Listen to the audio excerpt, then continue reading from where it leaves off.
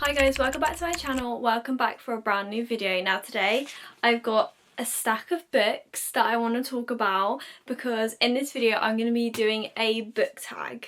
Now I've got 15 questions that I'm going to go through that I've actually seen other book creators use, and I just thought this is a good way to get to know me and my reading taste, what books I was loving, maybe some that I didn't like so much, books that I would recommend you, or maybe this is just going to flag up some books that you haven't already seen or are on your TBR and you're not quite sure about. Maybe this will convince you to get around to reading them. But yeah, I'm just going to get straight into this video. If you enjoy it, I'd love it if you'd like and subscribe. Let's get into the video. So I wrote all the questions down on my phone. So the first one is a book everyone loved and you didn't.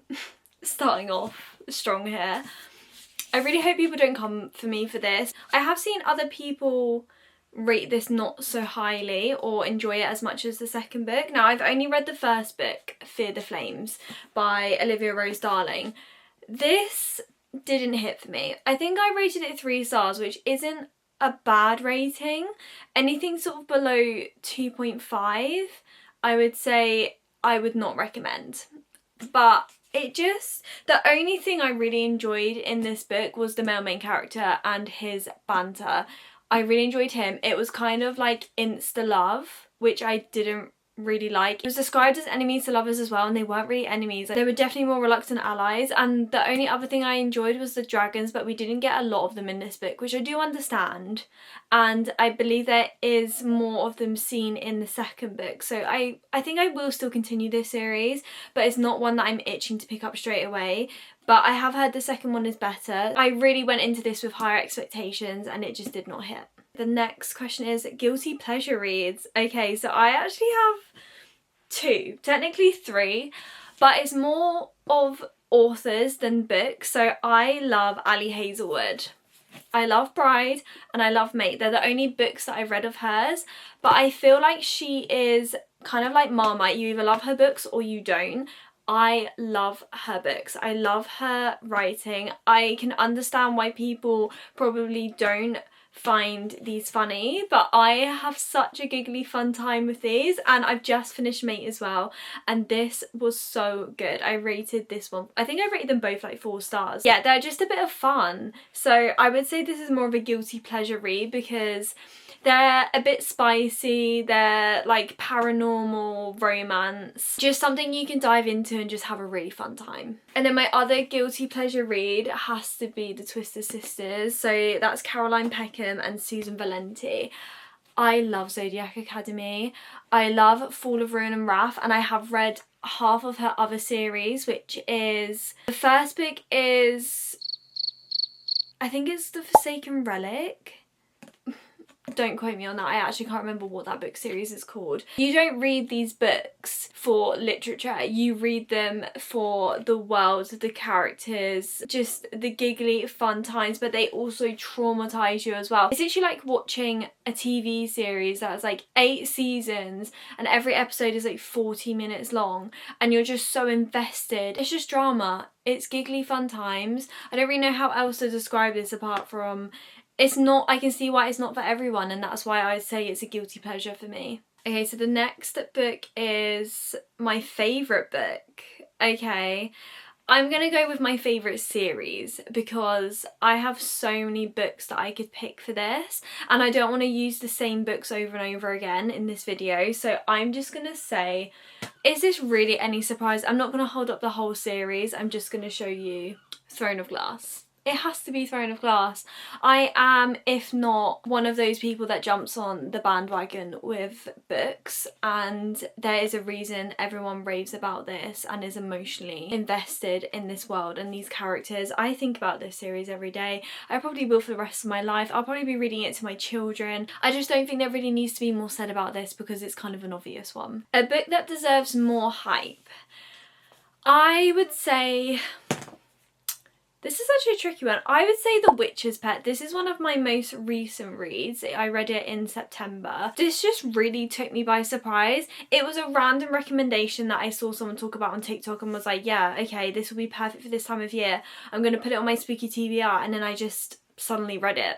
And I rated it 4.5 stars and it just had everything that I could possibly want. It made me feel like I was reading a Rachel Gillig book, but it was unique in its own way. It's about witches, humans, arranged marriage, and it was a very gothic atmosphere, and the male main character was giving Doreen Havillard vibes, and I feel like you don't come across his type of character in books too often. He was emotionally intelligent. Them two together were just their banter and their connection.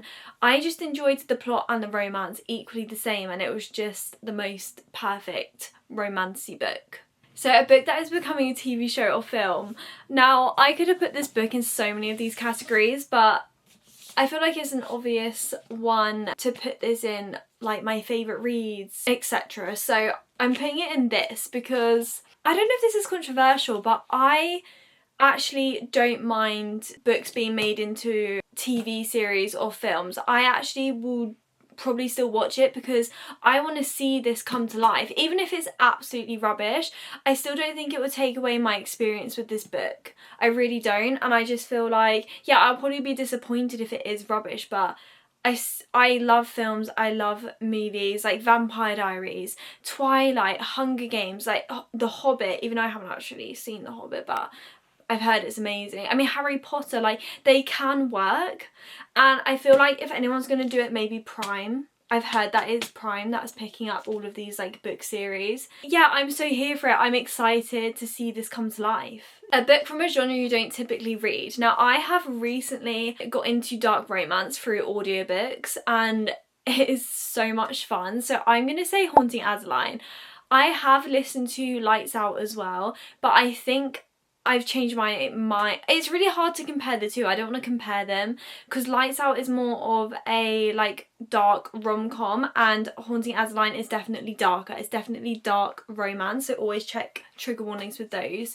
I really enjoyed Haunting Adeline. I think I read it at the perfect time, and it has really opened my eyes to dark romance, and now I'm just like, I need to listen to more. I am in the rabbit hole of dark romance audiobooks now, so any recommendations I would really appreciate. So yeah, Haunting Adeline, definitely a book that I never thought I'd ever pick up, but my friend really recommended the audio, and yeah, the rest is history really. A book that deserves all the hype it gets. Oh, okay. I would say Shield of Sparrows. I do think a lot of the time the books that are circling on TikTok usually do hit for me. Even if they're not 5 stars, like, I do tend to enjoy myself. I rated this like 4.5 stars, I believe. And this is the definition of romantasy. I do think it deserves all the hype it gets.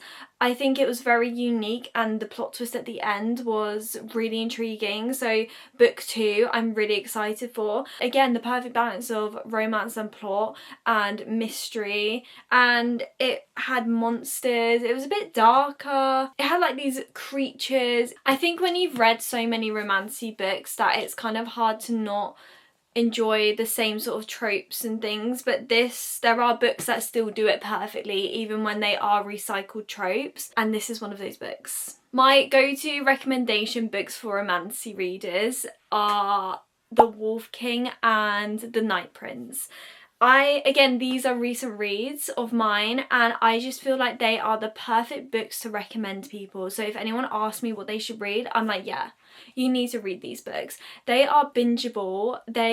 Honestly, I don't know what the author has put in these books because I could not put them down. They've done the love triangle so right that it makes me excited to read more love triangles, and I feel like that is not something you hear often from people. A lot of people don't like love triangles. I'm not one of those people. Like, I'm so here for a love triangle, but she did it so right because you actually like both male main characters. I do root for one in particular though, to be honest. I just thoroughly recommend this. Like, it will get you out of a reading slump. It's bingeable. It's just a fun time, and there is a plot there as well as the romance. I just don't think you can go wrong with reading this book series. A book that has your favourite characters. Oh, I know exactly what one I'm going to pick.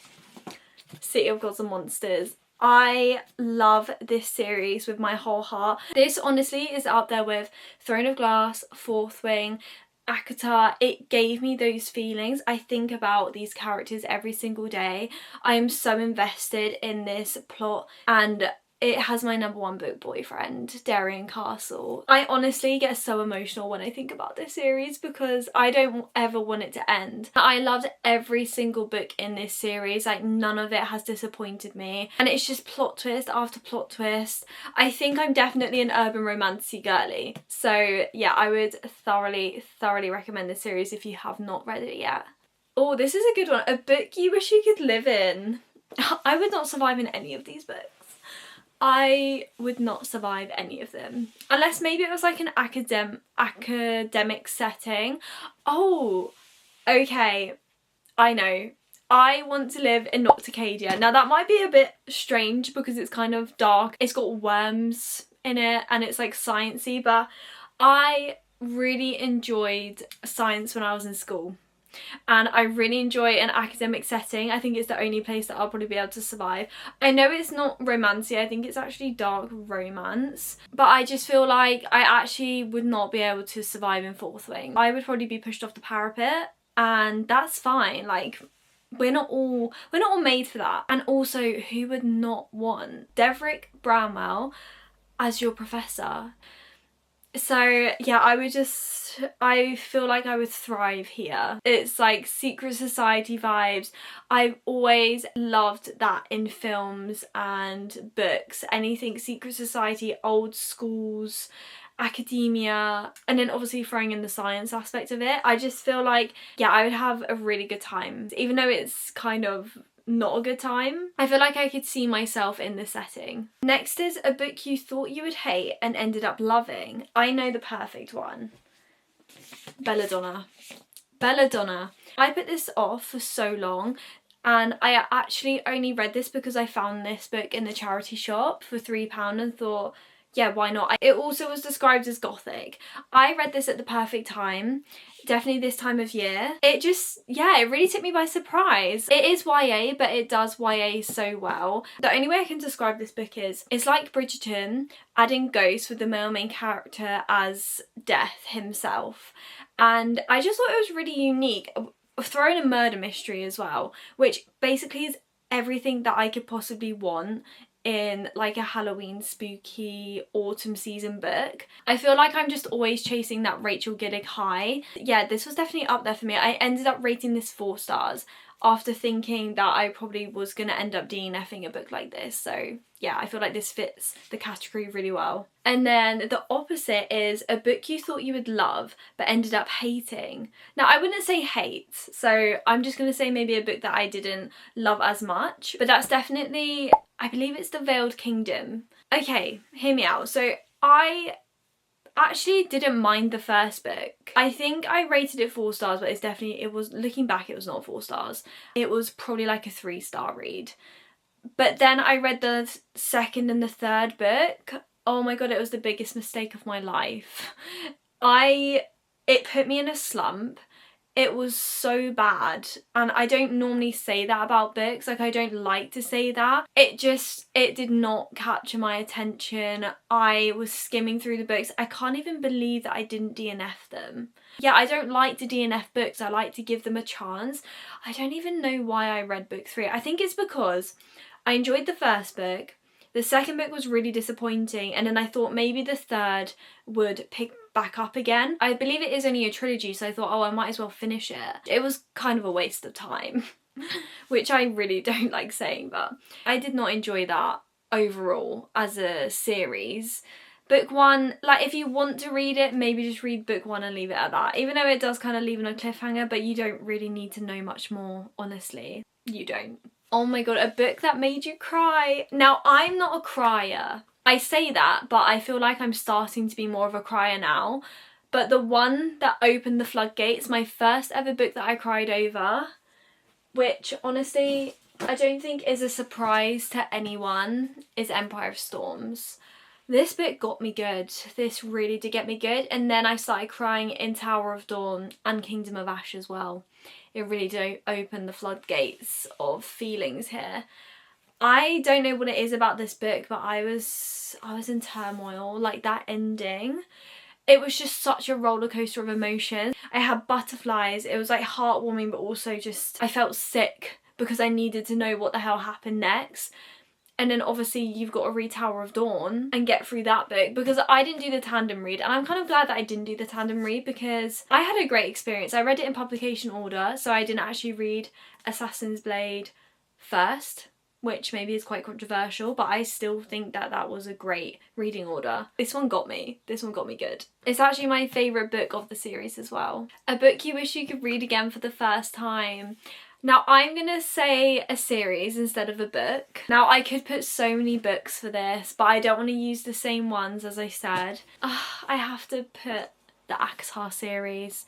I don't know what it is about Sarah J Maas. She just knows how to write books. This wasn't actually the books that got me into reading. This was the series that, one, introduced me to smut, and two, just altered my brain chemistry. Like I felt the cogs turning in my brain, and the rest is history after this series. Honestly, like this is what drove my passion for reading after I read this. Like, yeah, I was getting into reading and fantasy. I read The Cruel Prince, which yes, I enjoyed, but this made an impact. And I would do anything, especially to read book 2 again. Even A Court of Silver Flames, so good.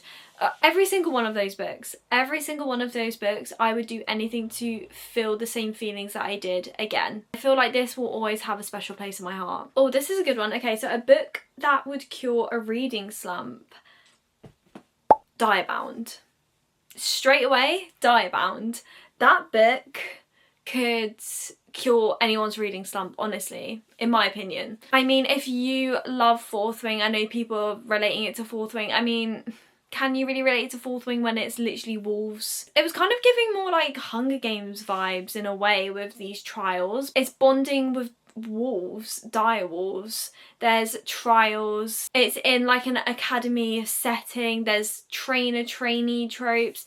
It was just everything you could possibly want in a romantasy book and more. And the cliffhanger, it was giving ACOTAR vibes with kind of like the love triangle in this book.